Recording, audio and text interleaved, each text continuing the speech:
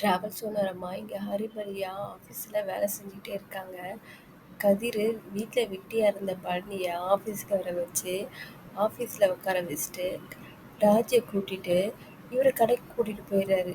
கடைக்கு கூட்டிகிட்டு போயிட்டு சர்ப்ரைஸ் கொடுக்குறாராம்மா. நிறைய ட்ரெஸ்ஸுங்க, சுடிதாரு புடவைன்னு ராஜி வேணாம் வேணான்னு சொல்ல கதிர் தம்பி எடுத்து எடுத்து கொடுக்குறாரு. நான் மனுஷன் பாருங்க, ராஜியை பிடிக்கல சொல்லிட்டு இப்போ மனுஷன் வாழ்றாரு. நல்லா வழியிறாரு. புடவைய மேலே வச்சு பார்த்துக்கிட்டு ரொம்ப அழகா இருக்குன்னு வழிஞ்சிட்டு இருக்காரு.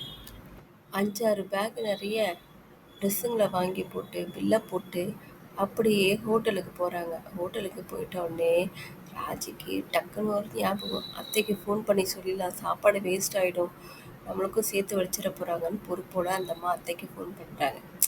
அதெல்லாம் நான் பார்த்துக்கிறேன்டி, நீ சாப்பிட்றீ, நிம்மதியாக சாப்பிட்டுட்டு நல்லா ஊர் சுற்றிட்டு வாங்க.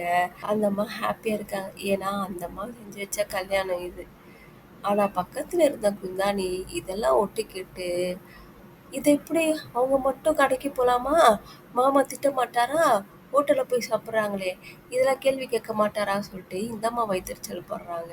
மாமியார் சும்மா விடுமா, அதெல்லாம் நான் பார்த்துக்கிறேன், அவர் எதுவும் சொல்ல மாட்டார், உங்கள் வேலையை மட்டும் நீங்கள் பாருங்கள் சொல்லிட்டு இந்த அம்மா 2 அட்வைஸை போட்டு அந்த அம்மா போயிடுறாங்க வெளியே.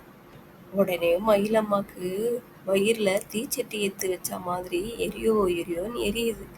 ஏங்க, இவங்க மட்டும் ஹோட்டலுக்கு போவாங்களாம், ட்ரெஸ்ஸு வாங்க போவாங்களாம், இதே நாங்கள் போய் ஹோட்டலுக்கு போனதுக்கு மாமா என்ன திட்டுனாருங்க. சினிமாவுக்கு போயிட்டு ஸ்நாக்ஸ் வாங்கி சாப்பிட்டதுக்கு அதுக்கும் திட்டினாருங்க. இதெல்லாம் என்ன நியாயம், எனக்கு ஒரு நியாயம் இவங்களுக்கு ஒரு நியாயமா சொல்லிட்டு இந்த அம்மா வயிற்றுச்சல் பிடிச்சி எரிச்சிக்கிட்டே உக்காந்துட்டுருக்கு. அப்படியே எல்லா வேலையும் முடிச்சுட்டு இவங்க 2 பேரும் பைக்கில் போயிட்டுருக்காங்க. அப்போ தான் ராஜிம்மா கேட்குறாங்க, நீ வீட்டுக்கு போறியா? ஆமாம், வீட்டுக்கு போகிறேன்.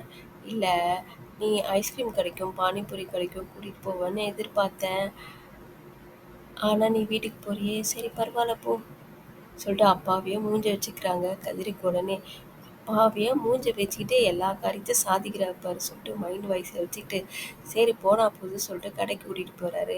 அங்கே ஒரு ஐஸ்கிரீமை வாங்கி கொடுக்குறாங்க. இவங்க 2 பேரும் வளைஞ்சிக்கிட்டே அந்த ஐஸ்கிரீமையும் சாப்பிட்டு அப்படியே பானிபூரி கடைக்கு போயிட்டு பானிபூரியும் சாப்பிட்டுட்டு இவங்களுக்கு ஒரு பிஜிஎம் வேறு, வெண்ணிலவு சாரலின்னு சொல்லிட்டு ஒரு பாட்டு பிஜிஎம்மாக வச்சாங்க.